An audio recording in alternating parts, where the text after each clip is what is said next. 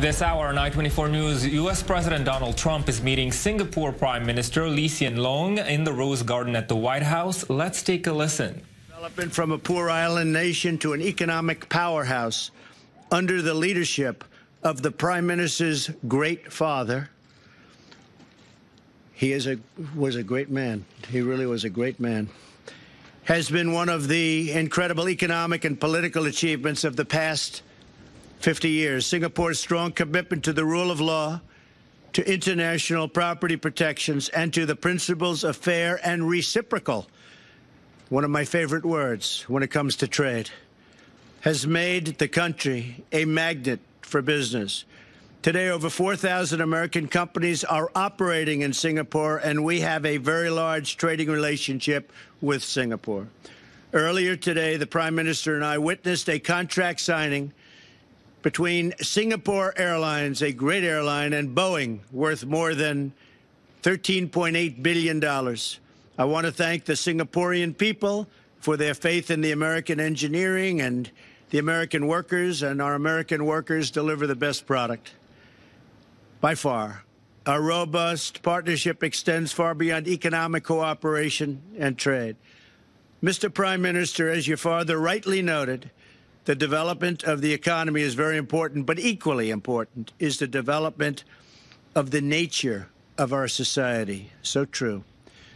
The United States and Singapore share a profound belief in a society built on a foundation of law.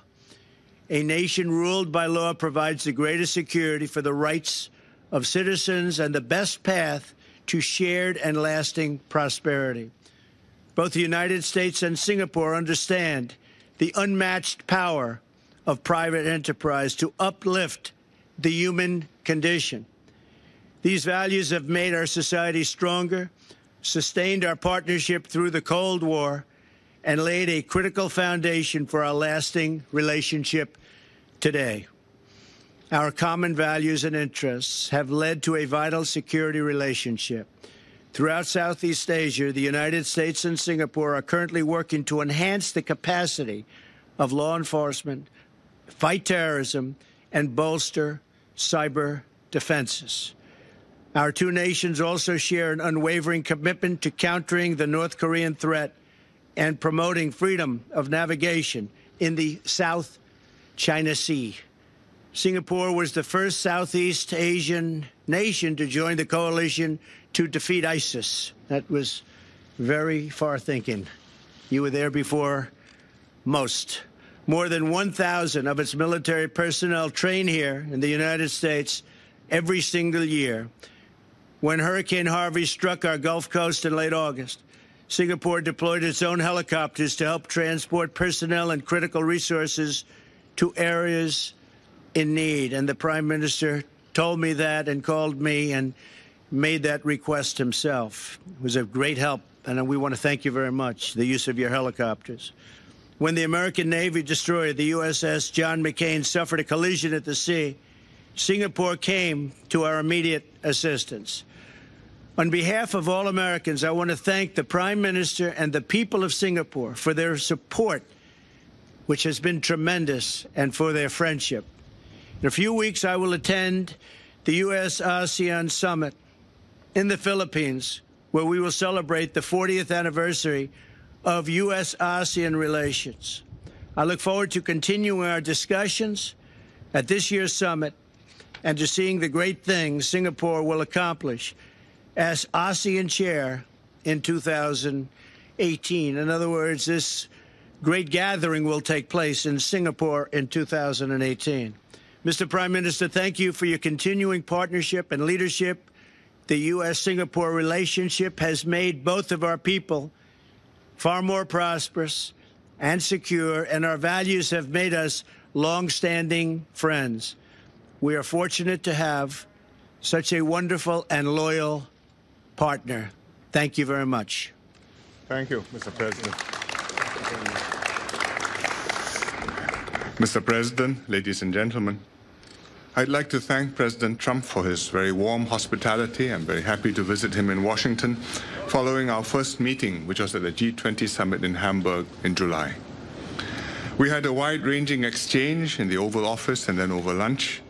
We reaffirmed the robust and enduring partnership between Singapore and the United States over the last 51 years.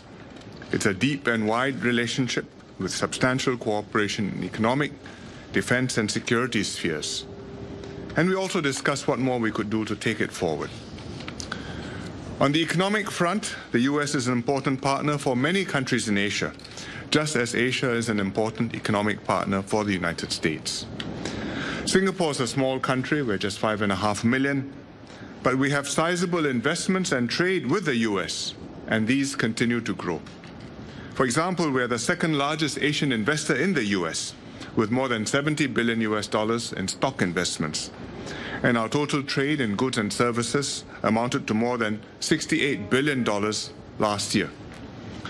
The U.S. has consistently run a substantial trade surplus with Singapore. Last year, it stood at $18 billion.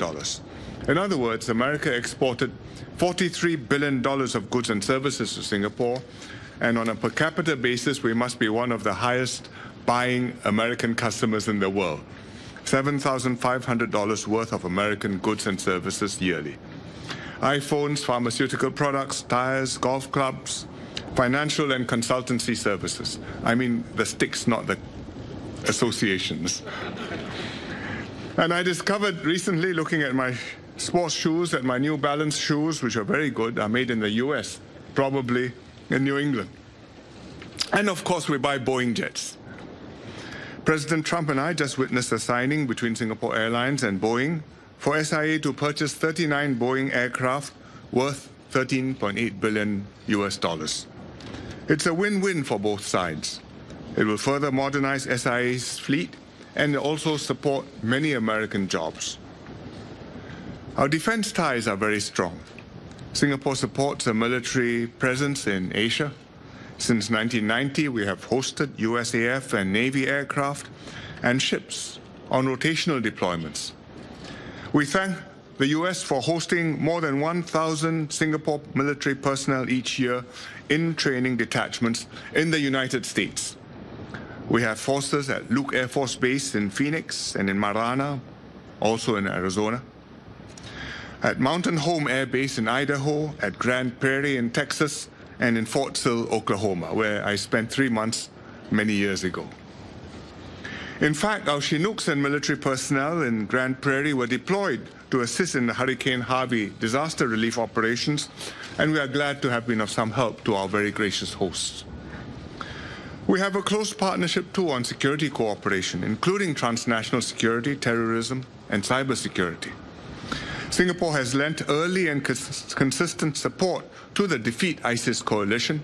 We were one of the first countries to participate and are still the only Asian country to have contributed both military assets and personnel.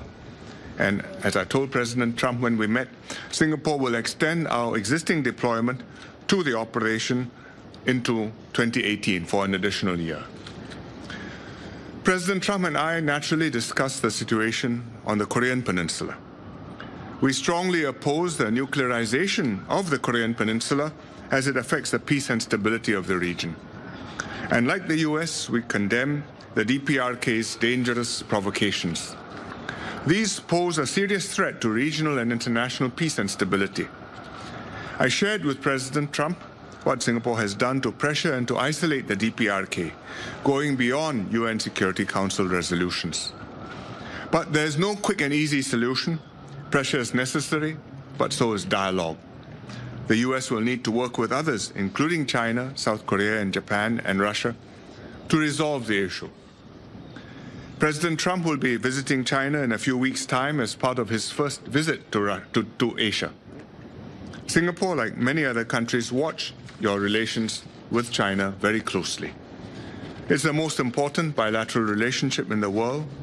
China is the US's third largest export market for both goods and services. For agricultural exports, is the second largest. They buy soybeans, grains, and cotton, as well as farming machinery. And I'm quite sure that as their incomes go up, they'll buy more and more good American beef. I express my hope that the US will be able to maintain a stable and constructive relationship with China, engaging each other at the highest levels, building trust, establishing institutional mechanisms. Good U.S.-China relations will benefit the region and the world. They will enable countries in the Asia-Pacific, including America and China themselves, to enjoy regional stability, peace, and prosperity.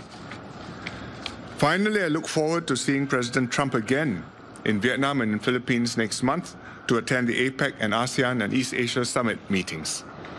His presence in Asia will mean a lot to America's many friends and allies in the region, and it will open doors and develop markets for U.S. exporters and investors.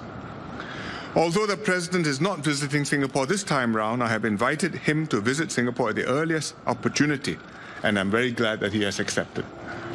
Singapore will be the ASEAN chair next year, and we hope to strengthen our ties, ASEAN's ties with the United States, and further ASEAN-US cooperation. Thank you very much. Well, thank you very much, everybody. Thank you, President. Thank you. Can you tell the public what happened in Niger? Yes, that was President Trump and the Prime Minister of Singapore, Hsien Loong, meeting in the Rose Garden at the White House.